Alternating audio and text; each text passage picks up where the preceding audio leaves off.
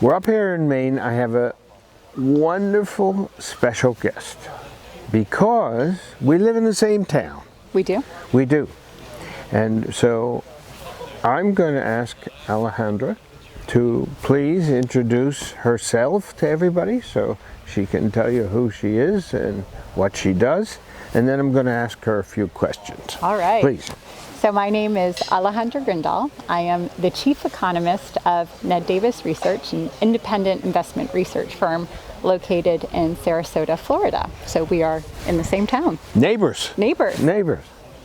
And how long have you been in the role of chief economist at Ned Davis? I know Ned Davis. I know the Ned Davis. We've had meals together and done panels Wonderful. together. So tell everybody you're deceptive because everybody who looks at you, they're going to say she's 29 years old. How did she get to be? I paid Let them to alone say she that. has a family and all. Tell everybody how long you've been doing it. So I've been at Ned Davis Research since 2006. I was hired as an international economist, and then so essentially taking what we had in the US and replicating it for the rest of the world.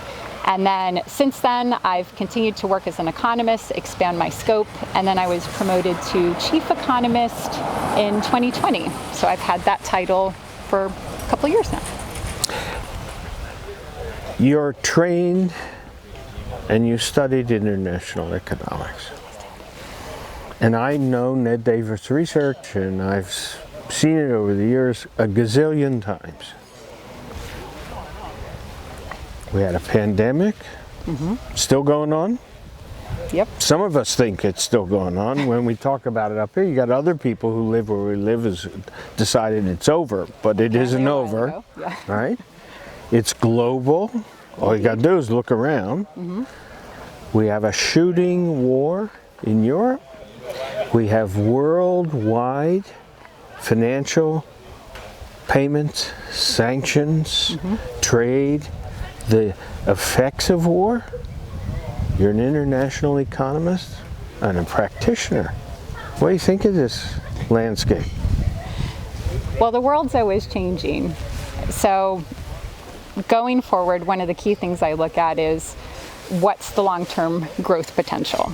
And if you look at long-term growth, it's driven by two things: by labor force, so the people that you have, and productivity, how well you use it. And the pandemic has impacted both aspects of that. From a labor force perspective, when you have a pandemic, you literally could potentially be dealing with fewer people. But one of the greatest takeaways from today's or the past few days of presentations is the impact of long COVID on the labor force and ultimately on productivity. So that's a big change in the total story. And then when you look at what's happening with the geopolitical crisis, well, one area of productivity growth that we've seen globally is through comparative advantage through globalization. And we're going to see some pretty sharp changes with that. And we're at sort of this inflection point that do we become more centralized and, kind of not focus on the long-term growth story anymore, or do we try to rethink the way we do things and, become better in the longer term? So you trigger wonderful questions, and we had great discussions. We talked about long COVID. On the long COVID side, the guesswork is 3.5–4 million in the labor force, partially, temporarily, or permanently disabled. How do we ever close this gap unless we have an immigration policy That was change? going to be my... Well, no, how do we make the change? What should it be? You have an opinion. We talk about it, so we're aligned. We think we should let some people in to fill jobs. They want to come. How do we do this? How do we convey a message so a general America says, whoa, we need to change policy? How do we do that? And it's a lot of different ways, because there's a few ways. One is, so obviously if you're sick and you can't work, that's more of a medical issue, and I really don't know what the long-term picture is with that. But there's also having the existing, working age population that's not working for a certain reason, and to figure out what are the reasons why. Is it women aren't working because they don't have access to cheap and adequate health care that makes, or child care that makes it easier for them to work? Or is it that you don't have the proper, maybe you used to have a job and it was lost due to globalization, and do you need to be trained to have that proper job? So a lot of it is just dealing with what we already have. It's also the older population. If we're living longer, a lot of people can work longer as well. I mean, case in point. And that was the other impact that COVID had, is we saw a big drop in the participation rate of Right. You saw the early retirement. And that, in a sense, impacted the U.S. a little more because people do tend to work longer here. Also in Japan, that's the other country. Yeah. So that was an impact from that. So that's a source. So it's taking, the existing working age population, utilizing it, because we have a lot of it, especially compared to the rest of the developed world, getting the older population to stay in, and then the immigration story. Can America make a policy change? If it doesn't, we're in trouble. So that's really the question.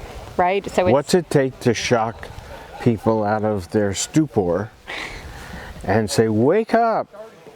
There are 800, I saw in the BLS data last month, there are 800,000 fewer over 65 in the labor force. Well, I know that cohort. Why? They got sick, they died, they're a caregiver for somebody, and you get the same pushback. We in Sarasota see it. There's no COVID. What's the matter? It's just a cold. Tell that to the person who's dead or sick and injured. And then that was the other interesting takeaway, was the research on long COVID, were the individuals who had to quit their jobs in order to care for, say, a spouse or a family member who had COVID. Yeah. So, segue to the other issue, financial payments, sanctions, trade war. We're taking Ricardo's famous speech 200 years ago of comparative advantage. You just surfaced it right here, and turning it upside down. We see that as inflationary instead of disinflationary. Where do you see that going? It's so interesting when you look at global CPI in 2001. Yep. Core goes right down. What happened in 2001? We had China join the WTO. Yep. So, key point of comparative advantage.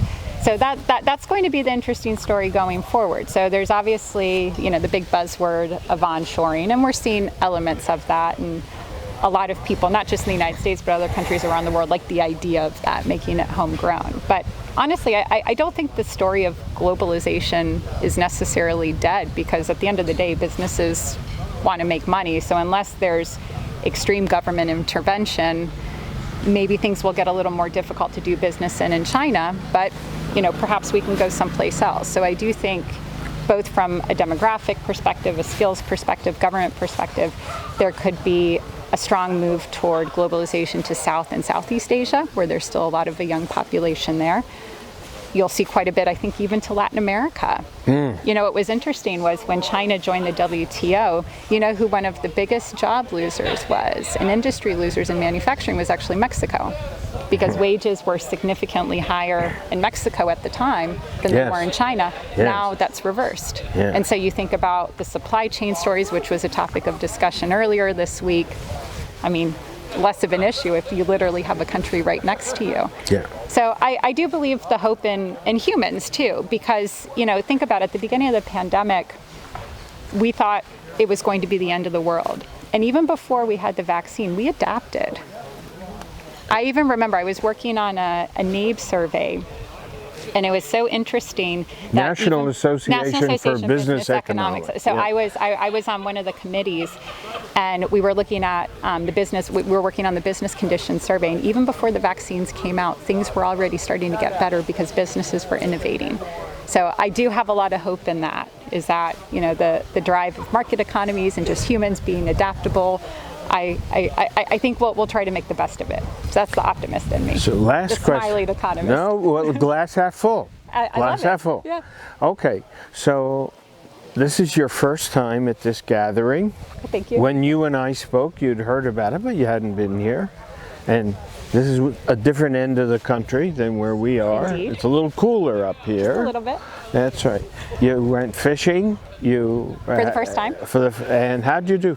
Not too badly. Well, So I caught not the big one, because David here caught the really big one in the past. I don't know when you well, got the one that's on the the one wall. That's on the wall. Yeah, but this year we didn't get any like that. Any big Everybody was looking. You were looking for the 7-pound bass. And we did not get one, And but you- we got a 17-inch bass. All right. That's pretty good. Yeah. That's pretty good. But the highlight was, as a newbie, I get the opportunity to skin an eel. So I also got to do that for the very first time and eat it. Now, a little tip, if you ever eat eel for the first time, don't bite into the whole thing, because there's a bone in the middle.